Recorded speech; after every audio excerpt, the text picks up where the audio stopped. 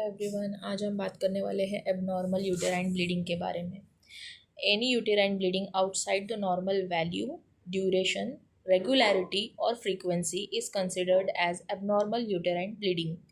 Nearly 30% of all gynecological outpatient attendants are for AUB. Abnormal uterine bleeding rule out करने के लिए हमें पता होना चाहिए कि नॉर्मल मेंस्ट्रुएशन में एक साइकिल का इंटरवल, उसका फ्लो, उसका ब्लड लॉस कितना होता है।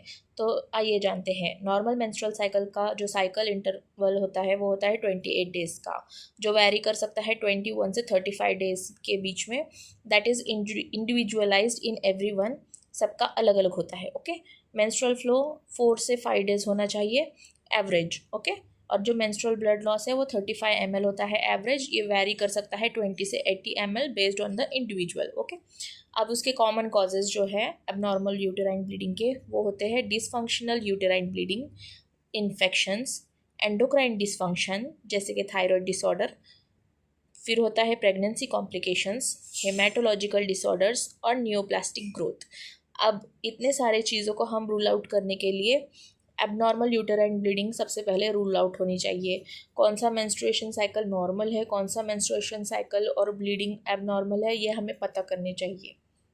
ये एक ग्रॉस कॉन्सेप्ट हुआ। अब जो ये एबनॉर्मल यूटेराइन ब्लीडिंग है, इसका पैटर्न्स के ऊपर डिपेंड करके ये 5 चीज़ों में क्लासिफाई होती है। सबसे पहली होती है मेनोरेजिया, सेकंड होता है पॉलीमेनोरिया, थर्ड होता है मेट्रोरेजिया और फोर्थ होता है ओलिगोमेनोरिया और फिफ्थ होता है हाइपोमेनोरिया। और इन सब के कॉजेज़ अलग अलग होते हैं और हैंस द ट्रीटमेंट भी डिफरेंट होती है डिपेंडिंग अपॉन द कॉज।